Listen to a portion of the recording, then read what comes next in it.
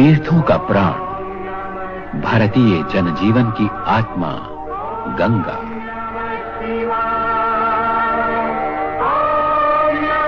सात्विकता और मानवता की चिरंतन प्रेरणा देने वाली, वरदायिनी, शिव स्वरूपिणी जीवन धारा। गोमुख में उद्गम होता है निर्मल धारा, जो कोटि कोटि भारतवासियों को जीवन देती है और जीवन का लक्ष्य भी।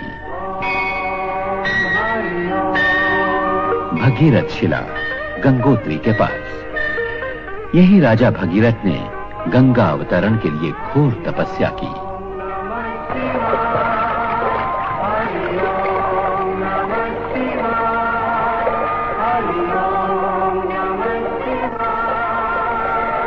त्रिशूलधारी शिवशंकर मानो गंगा को आशीष दे रहे हों, तुम्हारी यात्रा सफल हो, सुफल हो। कुछ दूर चलकर गंगा अभिषेक करती है शिवलिंग को और कल्याणी बनकर आगे बढ़ती है। प्रयाग में त्रिवेणी संगम पर भगिनी यमुना और अदृश्य सरस्वती से मिलन।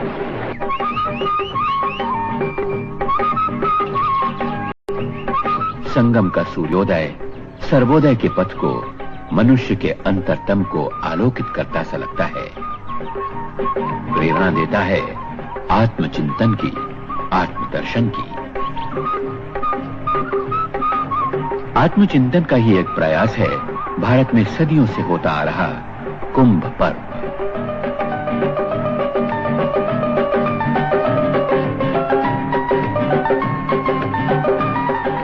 कथा है कि देवों और असुरों ने मिलकर समुद्र मंथन किया।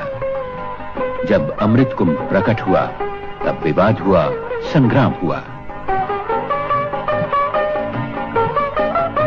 इसी संग्राम में कुंभ से 12 स्थानों पर अमृत बिंदु छलके। इनमें 4 स्थान भारत में हैं: प्रयाग, हरिद्वार, नासिक तथा उज्जैन। समुद्र मंथन है रूपक आत्म मंथन का। इसी उद्देश्य से प्रयाग तथा हरिद्वार में हर 12 वर्ष बाद कुंभ और अर्ध कुंभ संपन्न होते हैं। नासिक तथा उज्जैन में सिंहस्थ का आयोजन होता है। कुंभ में 3 करोड़ से भी अधिक यात्रियों के आने का अनुमान था। कुछ यात्री किसी एक पर्व में स्नान करके लौट जाते हैं, कुछ संपूर्ण माघ का महीना यहीं वास करते हैं। इन्हें कल्पवासी कहते हैं। गत कुंभ में 500 एकड़ ज्यादा भूमि पर कुंभ नगर का निर्माण किया गया। कल्पवासियों के लिए बड़े बड़े शिविर बनाए गए तथा इन्हें नील गगन तले कड़ाके की ठंड में रात न बितानी पड़े। मकर संक्रांति का पर्व आया 14 जनवरी।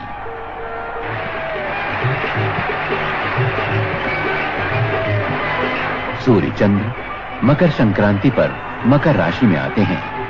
बृहस्पति लगभग 12 वर्ष के अंतराल से इसी अवसर पर मेष राशि में आते हैं। तब प्रयाग में कुंभ का सुयोग होता है।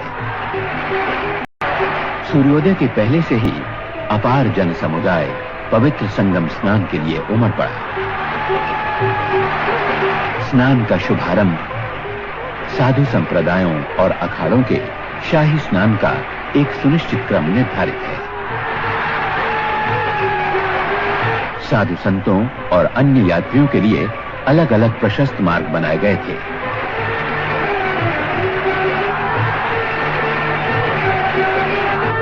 सर्वत्र घाट बनाए गए थे। पानी में बल्लियों के घेरे, ताकि लोग गहरे पानी में न जाएं। सेना के जवान, नौसेना के गोताखोर और नौकाएं तथा निगरानी दल बराबर सतर्क रहे कि कोई डूबे नहीं। बड़े बूढ़े, बच्चे, नर नारी, लक्ष लक्ष यात्रियों ने स्नान किया। बर्फ जैसी शीतल धारा, लेकिन न झिझक थी, न भय था, न सिहरन। मकर संक्रांति के पर्व में लगभग 40 लाख यात्रियों के आने का अनुमान सही रहा।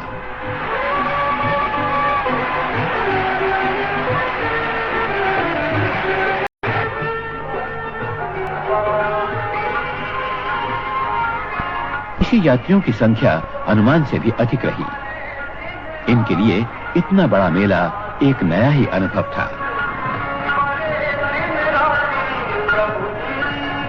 भारत की भावनात्मक एकता का प्रतीक भारतीय जनजीवन, चिंतन, दर्शन और संस्कृति का पुंजीभूत कुंभ।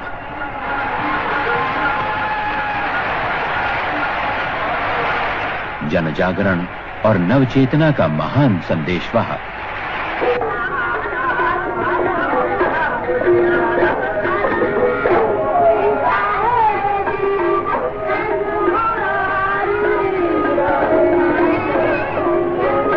सभी मठों के शंकराचार्य, दशनामी सन्यासी अथवा नागा सन्यासी, वैरागी और उदासीन सभी संप्रदायों के साधु कुंभ में सम्मिलित हुए। शिक्षा दे रहा है कि देव देव तुम तो हमारी नदी कथा हो जाएगी, भर लो, सब आज तक भजन करो, मेले की कुछ दिलकश झलकियां। महिलाओं को चूड़ियों का ऐसा रंग भंडार और कहां मिलेगा।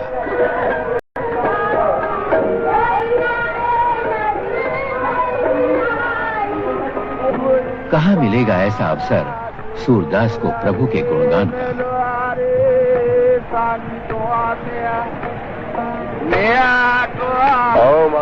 कुंभ नगर में हजारों यज्ञोपवीत धारण संस्कार संपन्न हुए। मन में ये भावना कि संगम जैसा स्नान और कुंभ जैसा पर्व शुभ संस्कार के लिए इससे शुभ योग और कौन सा होगा।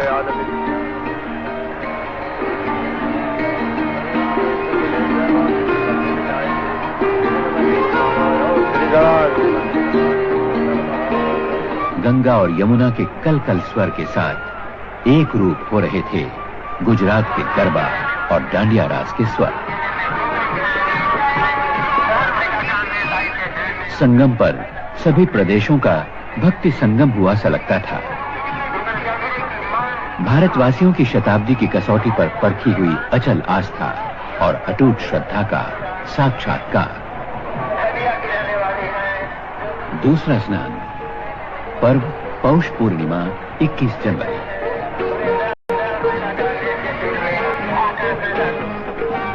अनुमान के अनुसार लगभग 25 लाख श्रद्धालु इसमें सम्मिलित हुए। फिर आई मौनी अमावस्या 6 फरवरी, कुंभ का सबसे बड़ा स्नान का पर्व। देश के कोने कोने से 1.5 करोड़ यात्री संगम पर आए। मौनी अमावस्या सोमवती होने के कारण इसका महात्म्य कई गुना अधिक हो गया। ऐसा सुयोग 72 वर्षों बाद आया था। ऐसे सुयोग में महाकुंभ पूर्ण कुंभ कहलाता है। इतने यात्री, लाखों करोड़ों, लेकिन आने जाने में कोई कष्ट नहीं। उत्तर प्रदेश राज्य सड़क परिवहन निगम ने 7,000 से भी अधिक बसों का इंतजाम किया था। रेलवे स्टेशन से मेला क्षेत्र तक 200 बसें दिन रात चलती रही।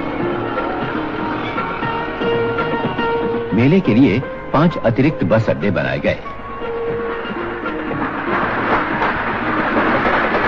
देश के कोने कोने से प्रयाग के लिए 1100 से भी ज्यादा रेलगाड़ियां मेले के लिए चलाई गईं ताकि आने या जाने में किसी को कोई कष्ट न हो। मेले के अवसर पर इलाहाबाद शहर में सड़कों का सुधार किया गया। पीने के पानी का सर्वत्र प्रबंध था।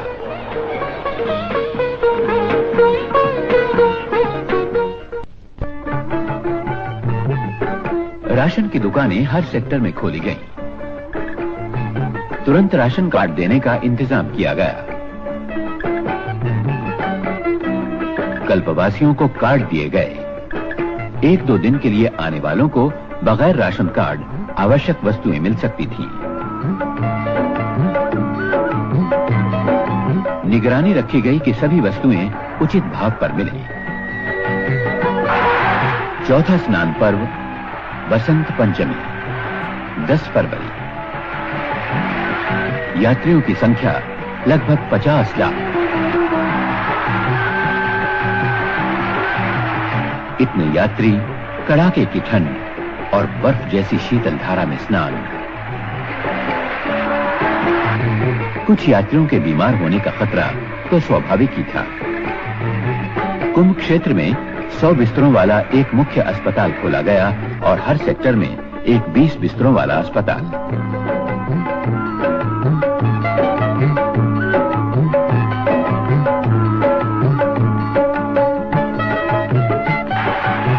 कुंभ नगरी का दृश्य अलौकिक सा लगता था। दान और पुण्य संचय का महापर्व, मन में उल्लास, उत्साह, कोई मैल नहीं, कोई अलगाव नहीं। पवित्र स्नान ने सारे मैल धो डाले। स्नान का क्रम अखंड रूप से चलता रहा। अभी जी भर कर डुबकियां लगा लो, ऐसा अवसर बार बार नहीं आता। कितनी गहरी हैं श्रद्धा और आस्था की जड़ें, अक्षय वट जैसी। कुंभ नगर की एक विशेषता, पुलिस और जनता के बीच ऐसा मित्रता का भाव और सहयोग कहीं देखने को नहीं मिलता। कुंभ क्षेत्र में 10,000 से भी अधिक पुलिस अधिकारी तथा कर्मी तैनात थे। मेले में लाखों लोग ऐसे थे जो हिंदी नहीं जानते थे। इनकी सुविधा के लिए सभी प्रदेशों के पुलिसकर्मी बुलाए गए थे।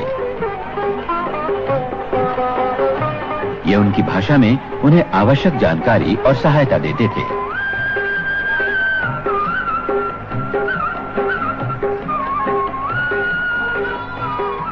कुंभ नगर का एक खास आकर्षण सूचना एवं जनसंपर्क विभाग की प्रदर्शनी